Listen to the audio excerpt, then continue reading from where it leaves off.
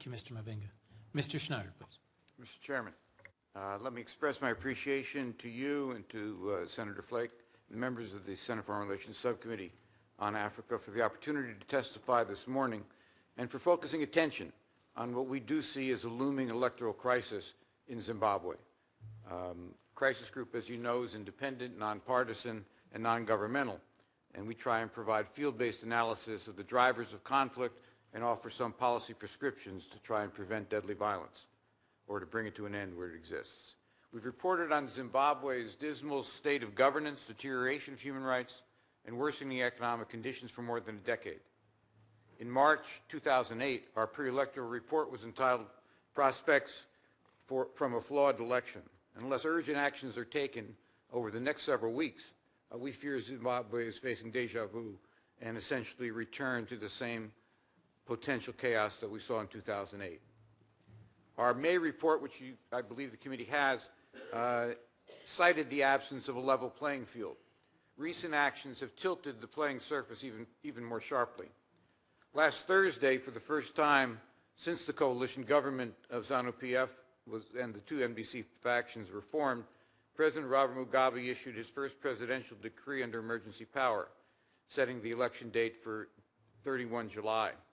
He issued a second decree, which short-circuited the democratic process, overrode constitutional electoral timelines. It shortened voter registration, it shortened candidate registration, and it shortened periods for the campaign itself. And in so doing, immediately draw challenges from the MDC and civil society as unfair and unconstitutional. This weekend, the SADC heads of state met as the oversight and monitoring authority on compliance with the global political agreement and received South African President Jacob Zuma's report on Zimbabwe. And he essentially cited some of those same concerns. He noted in words that we would echo that the GPA commitment was that, and I quote, elections shall be held under conditions where all parties shall participate freely, on equal footing, in an environment free of intimidation and violence, and that this is necessary to bring into being the next government which shall enjoy undisputed credibility. Essentially, without those reforms and without that kind of credible election, Zimbabwe is going to find itself again, essentially as an outcast. And it should be noted that his report, which I assume the committee has, and the recommendations were endorsed by the SADC heads of state in that communique. And thus far, they noted that they've seen the failure to see the adoption of reforms on media, political participation, security, electoral procedures. And they noted that the 31 July date, and I quote, is fraught with legal contestation, political dispute, and heightened tensions. And they specifically urged all of the parties in Zimbabwe to seek more time. Some have interpreted that as 2 weeks. That is not what the communique said. That's not what President Zuma's report said. It said seek more time, essentially to ensure that the opportunity for a fair, free election is there. And the reason why is that 6 weeks prior now to July 31, there's no agreed and final registration rolls.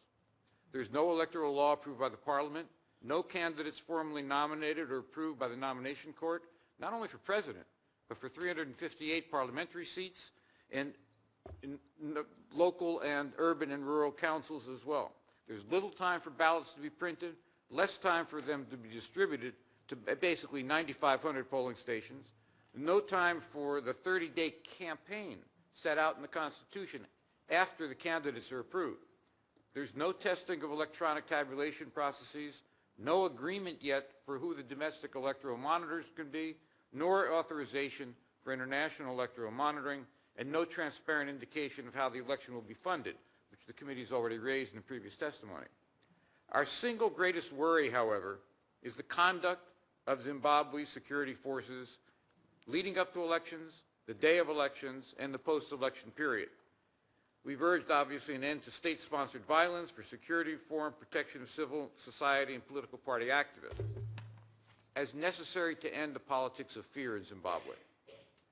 And unfortunately, what we've seen is continued partisan statements from leaders of the security forces that obviously raise additional concerns. And it should be noted that the report from President Zuma cited the same concerns and called for a public code of conduct for the security forces because of those partisan statements by the military leadership.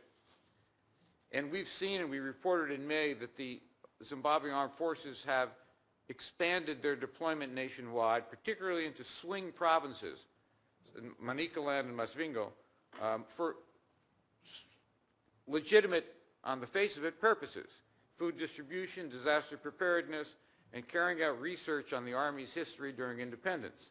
There's some concern that the message is intimidation. And I would just simply say, given the time, that what we have argued is that what needs to be done at this point is the United States government needs to clearly support SADC on insisting that the reforms that they've laid out are put into place in order to allow Zimbabwe to step back from a political abyss, which we see as threatening internal violence, regional instability, and a needless return to international isolation.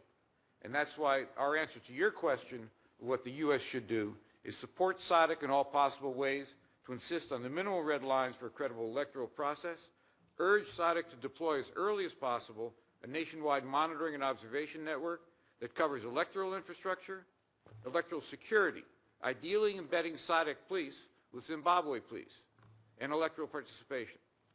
And if SADC needs additional resources to complete its mission, we would hope that the U.S. would respond appropriately. And finally, the U.S. should publicly indicate that it is willing, once credible and peaceful elections are held, to cooperate with the new government that comes into being through an election that's judged by all sides to be credible, transparent, and peaceful. Thank you, Mr. Chairman. Thank you, Mr. Schneider. Mr. Bott. Thank you, Chairman Coons, Ranking Member Flake. Robert Mugabe, after 33 years in power, will soon be running for yet another term. And this hearing is a timely opportunity to shape U.S. policy, not only because Zimbabwe is facing a critical moment, but also because I am increasingly concerned that our government may be sleepwalking down the wrong path. We are at serious risk of sending the wrong signals and damaging U.S. interests in the region.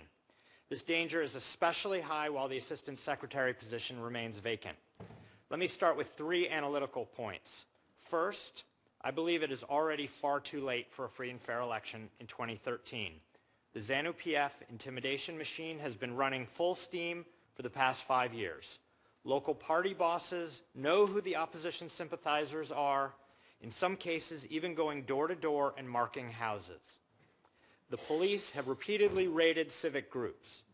Even radios, the principal way most Zimbabweans get news, have been banned and confiscated in many rural areas. Imagine the chilling effect of banning radios in a rural area. As a result of the systematic campaign of fear already in place, we should not be surprised if the actual election day passes peaceably.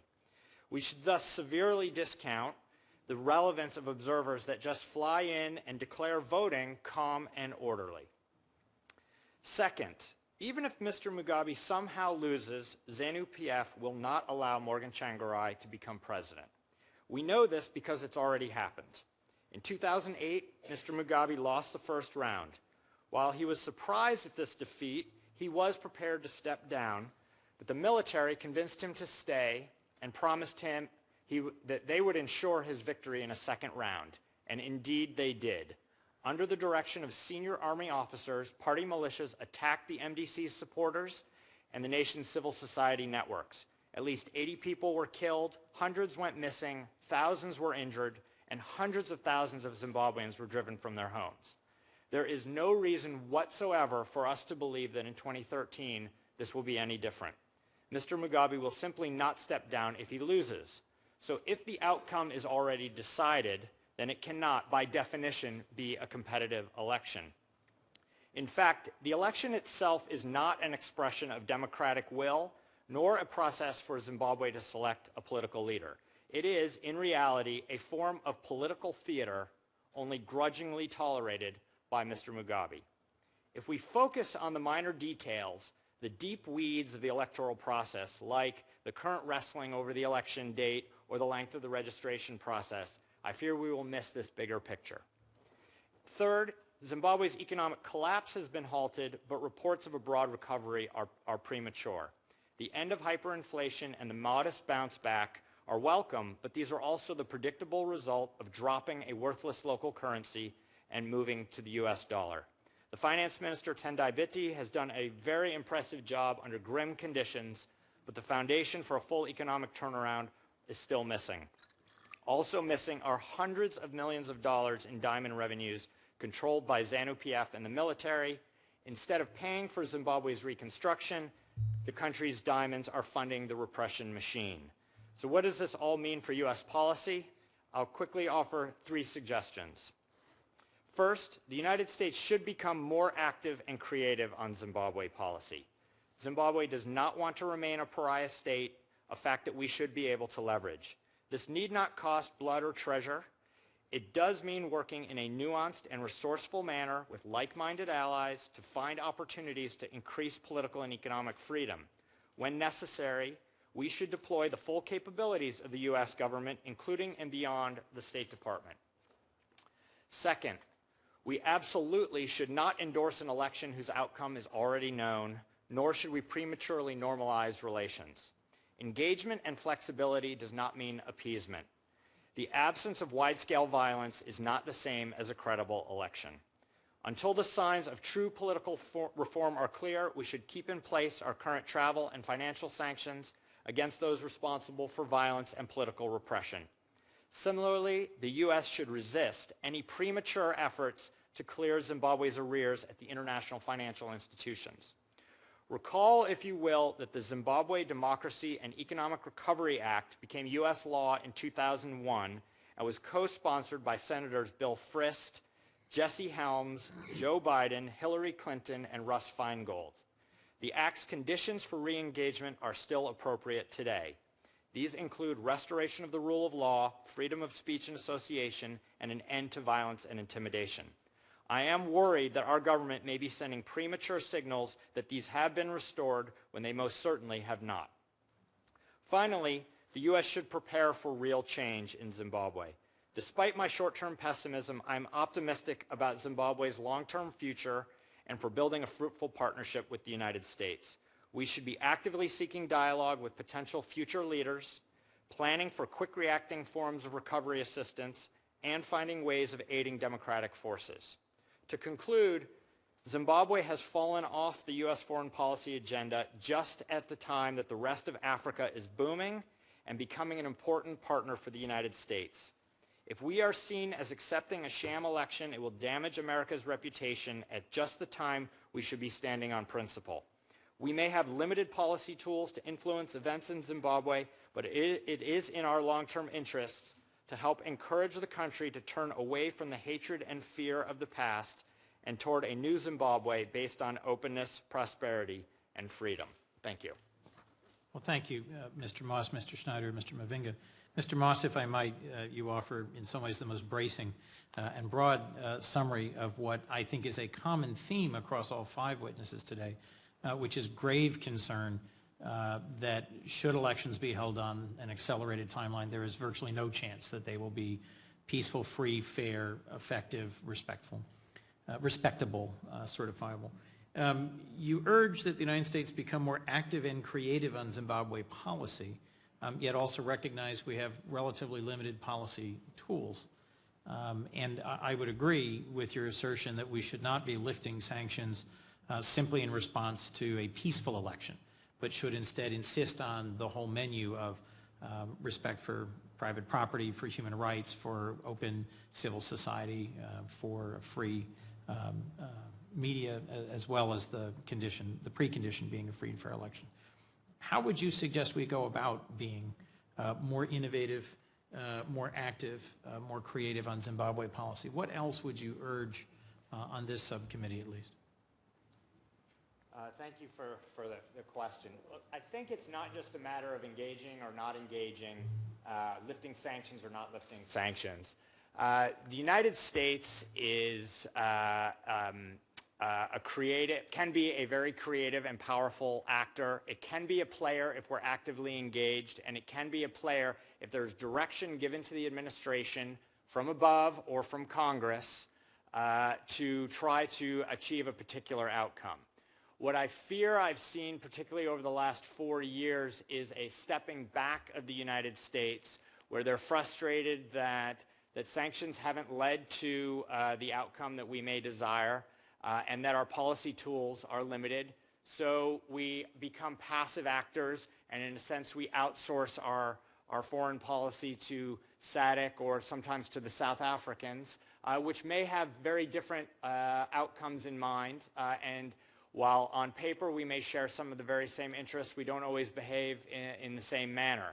And so I believe that the U.S., through various components of the U.S. government, if it was given clear direction on what the United States was trying to achieve, could come up with much more creative strategies to try to, for instance, peel away part of ZANU-PF with which we will have to work with in the future, and try to further isolate parts of ZANU-PF with which we should not work with in the future.